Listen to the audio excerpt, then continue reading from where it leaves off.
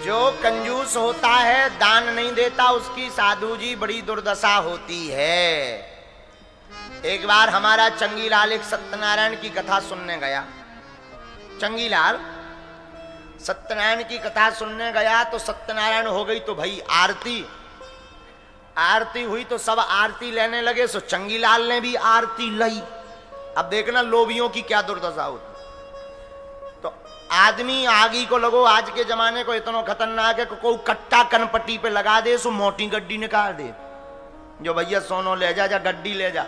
और कोई कहे कि भाई बिटिया का विवाह है, भंडारा होना है, कुछ लाओ। कहा भैया खुल्ला डाले का 5 को सिक्का दियो। सो सिक्का ढूंढत फिर।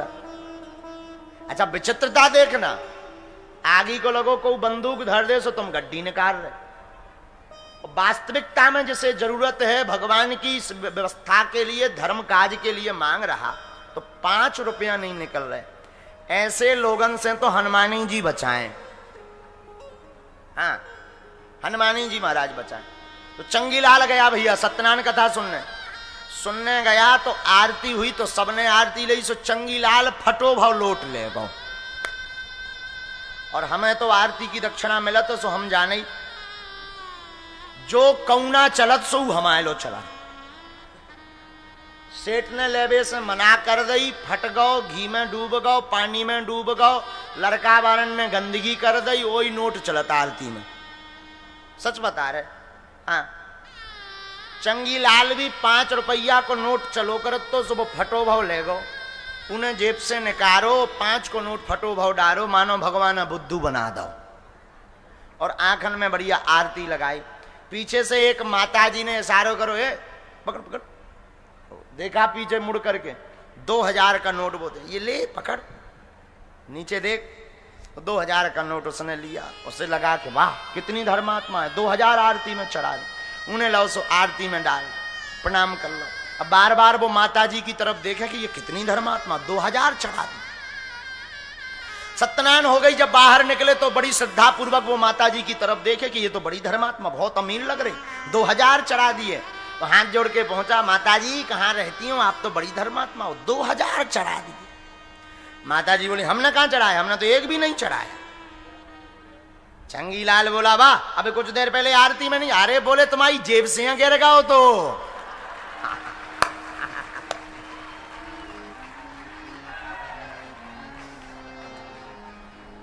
न कटा तुरी जेब से गिर गया हो तो हमने दवा तो के धल ले। उ दिन के बाद चंगीलाल ने सत्यनारायण सुनमो ही बंद कर दो।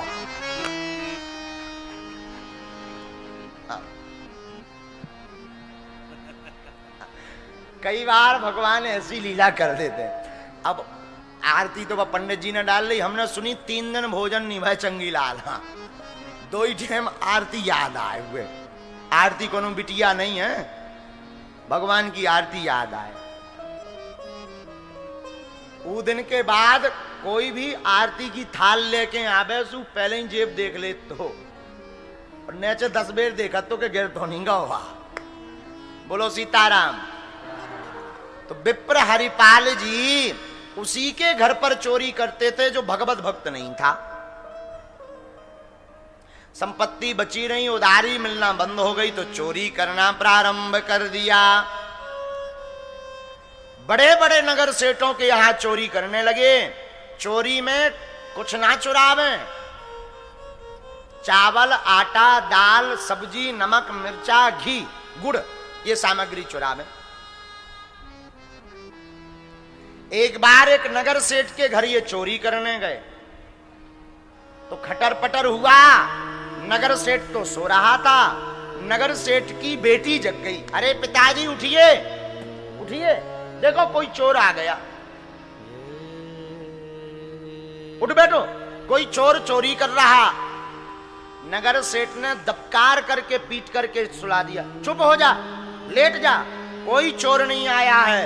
ये अपने गांव के परम वैष्णव श्री विप्र हरपाल जी अपना धन शुद्ध करने के लिए अपने घर पर आए। इनकी इतनी ख्याति हो गई। जहां कानों में इन्होंने सुना कि ये तो भगवत भक्त है, सोई पूरे आसन फासन छोड़ करके खाली हाथ घर चले गए।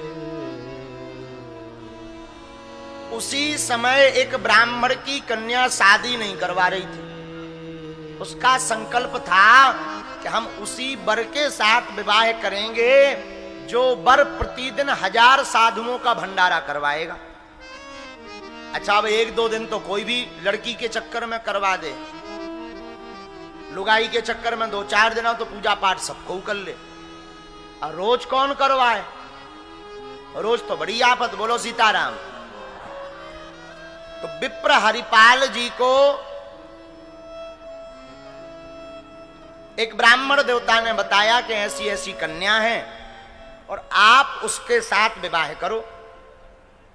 संत आज्ञा मानकर विप्र हरिपाल जी ने सोचा कि चलो ये और बढ़िया, कम से कम पत्नी ऐसी मिली कि साधु भंडारा वो भी करवाती है, तो हमारा तो पहले से ही चल रहा, 1000 क्या 1500 हो जाएंगे, और अच्छा रहा। अब तो और आनंद आएगा, वो भी सेवा करेगी, हम भी सेवा करेंगे।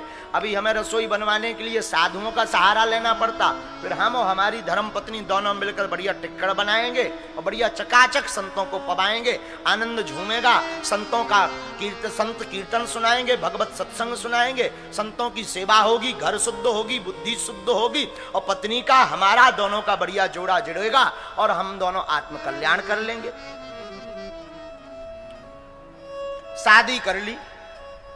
अब शादी करी तो संकल्प तो 1000 साधुओं का था विप्र हरिपाल की पत्नी का, लेकिन अब मूर्तियां कभी कभी 2000 आ जाए, कभी 5000 आ जाए, और घर पर संपत्ति इतनी नहीं। रोज का काम था चोरी करना।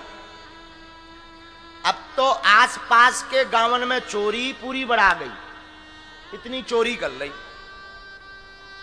आदमी स्वयं सावधान हो गया। और एक दिन बड़ी विचित्र घटना घटी। क्या घटना घटी? एक दिन इकट्ठी 2-3 हजार मूर्तियां संतों की घर पर आ गईं। घर पर आई तो संतों को देख करके अब मन में इनके बड़ा चिंता हो गई कि क्या करें। घर पर पत्नी के पास जाकर श्री विप्र हरिपाल जी बोले, देवी आज हमारे बड़े भाग्य हैं, हमारे बड़े भाग्य जो संत घर पर पधारे हैं, तुम इनके भोजन का कुछ उपाय करो। पत्नी ने कहा, नाथ घर में एक दाना नहीं अन्न का, निवाला तक नहीं बन सकता। 2-3 हजार मूर्तियों को भोजन बनना तो दूर की बात है, बाल भोग नहीं बन सकता। हरपाल जी ने कहा तो आस पड़ोस से मांग लाओ। पत्नी बोली, महाराज इतना मांग लिया कि देने वालों ने भी बंद कर दिया देना, कोई देते ही नहीं है। हमारा मुंह देखते ही अगर राम राम भी करने जाओ तो दरवाजा बंद कर लेती, कहीं फिर से कुछ ना मांगने लगे। अब क्या करें? दोनों पति पत्नी रोने लगे। श्री विप्र हरिपाल जी और उनकी धर्म पत्नी रोने लगी। अब तो भगवान का ही सहारा है। मन ही मन भगवान की शरण का ध्यान करने लगे। हे प्रभु, हमने आपसे बहुतों की बिगड़ती बनाते हुए देखी है, आप हमारी भी बिगड़ी बनाओ। आज हमारे घर पर साधु पधार गए, अगर भूखे चले जाएंगे तो भगवान हम आज ही दोनों पति पत्नी आपके चरणों में प्राण त्याग देंगे, दोनों मर जाएंगे। या तो व्यवस्था करो या संतों का मत फेरो। निष्किंचन भक्त श्री हरपाल जी की ये दशा देखकर भगवान भी अपनी दशा भूल गए। भगवान से रहा नहीं गया। द्वारका में बैठे बैठे श्री जगदीश द्वारकाधीश भगवान तैयार होने लगे, सजने लगे। भगवान एक सेठ का रूप बनाते हैं, बड़ी बड़ी मालाएं पहनते हैं। तो रुक्मणी जी ने पूछ लिया, सरकार कहां जा रहे? भगवान ने कहा, जरूरी है बताना, शुभ काम के लिए टोका मत करो। नाथ आप जा रहे तो हमें भी बताओ कहां जा रहे। तो श्री ठाकुर जी बोले, देवी एक हमारा भक्त है विप्र हरिपाल, हम उसके पास जा रहे हैं। साधु आए हैं, वो बड़ी दुविधा में फंस गया है, अच्छा हाँ। तो रुक्मणी जी बोली सरकार हम भी चलेंगे। ठीक है चलना, पर नाराज नहीं हो ना, हमें वहां लीला करनी है। और सुनो, ऐसा रूप धारण मत करके चलो, तुम हमारी सेठानी बन जाओ। तो श्री ठाकुर जी बन गए सेठ, रुक्मणी मैया बन गई सेठानी। माताओं को गहने पहनने का बड़ा शौक होता है, ऊपर से पतिदेव अगर कह दें कि जरा सज धज कर आओ तो फिर तो क्या कहना, नक्सिक श्रृंगार करती हैं पैरों से लेकर के सिर तक। तो ठाकुर जी ने तो करे 2-4 श्रृंगार, हमारी श्री रुक्मणी मैया ने पूरा शरीर आभूषणों से लाद लिया। इधर विप्र हरिपाल अपनी पत्नी से बोला, देवी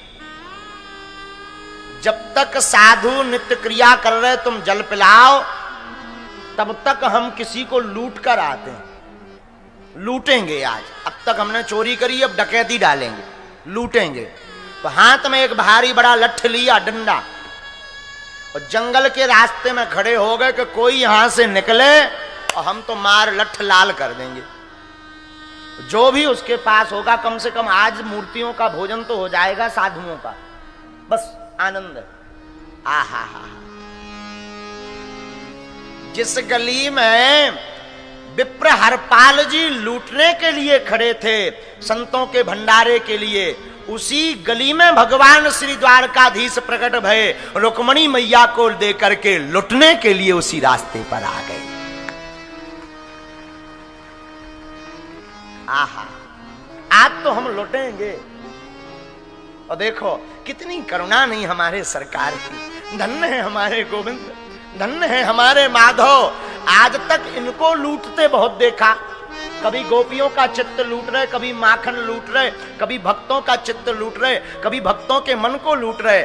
आज पहली बार ऐसे भक्त से पाला पड़ा कि ठाकुर उस भक्त के पास लुटने स्वयं चले आए हैं।